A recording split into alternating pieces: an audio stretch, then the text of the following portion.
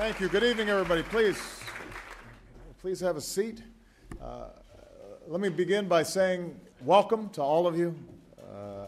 I'm so glad that all of you were able to attend. I want to acknowledge members of the Diplomatic Corps. We have members of Congress here, including Keith Ellison and Andre Carson. Where's Andre? He's usually not hard to miss. There you go. Leaders from my administration and guests from all across our nation. And to all of you, and to Muslim Americans all across the country and around the world, Ramadan Kareem. Here at the White House, we now have a tradition of celebrating the sacred days of our various faiths, and these are occasions to reflect on the teachings that so many religions share, to celebrate the diversity that defines our country, and to reaffirm one of our most deeply held beliefs, that here in America and around the world, people should be free to choose the God that they worship, however they choose, to practice their faiths freely, or to practice no faith at all. For Muslims, Ramadan is a time of reflection, a chance to demonstrate one's devotion to God through prayer and through fasting. But it's also a time for family and friends to come together, as we do tonight, in a spirit of love and respect, to renew our obligations to one another, as well as to renew our commitment to our neighbors and helping the most needy among us. For as the Quran teaches, whoever does an atom's weight of good will see its results. Now, throughout our history, Islam has contributed to the character of our country, and Muslim Americans and their good works have helped to build our nation, and we've seen the results. We've seen those results in generations of Muslim immigrants, farmers and factory workers, helping to lay the railroads and build our cities, Muslim innovators who helped build some of our highest skyscrapers and who helped to unlock the secrets of our universe. Every day, Muslim Americans are helping to shape the way that we think and the way that we work and the way that we do business. And that's the spirit that we celebrate tonight. The dreamers, the creators whose ideas are pioneering new industries, creating new jobs, and unleashing new opportunities for all of us. We celebrate entrepreneurs like Shazi Vishram, whose parents came here from Pakistan and Tanzania to give their children a better life.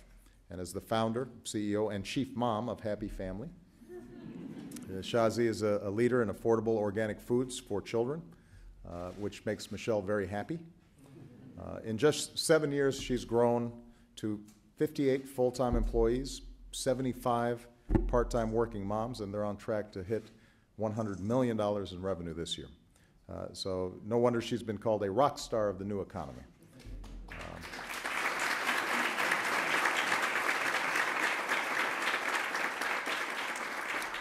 By the way, every time that they sell one of their products, they contribute to global efforts to end child hunger. So Shazi's not only just an outstanding businesswoman, but also a leader that all of us can emulate.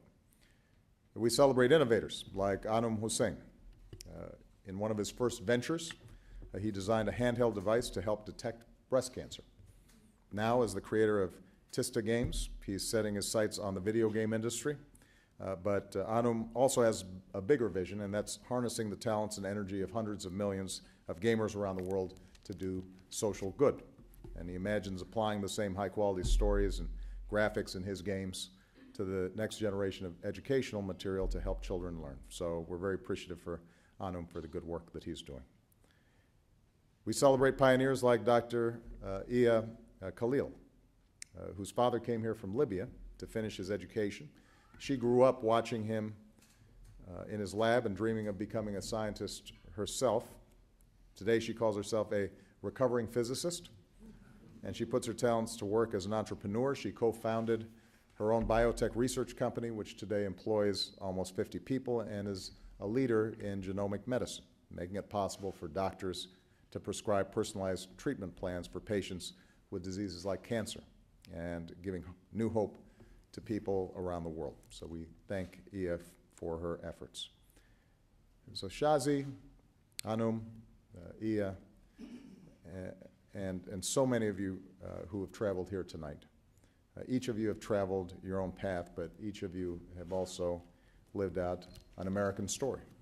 You started with an idea, something no one had before. You took a leap of faith, and with daring and determination, you brought your dream to life. And that's what we Americans have been doing for more than 2 centuries. That's what we do every day. We work a little harder, we aim a little higher, and we keep striving to create more opportunity for our children and future generations. And of course, this isn't just the American dream, it's the aspiration of people around the world.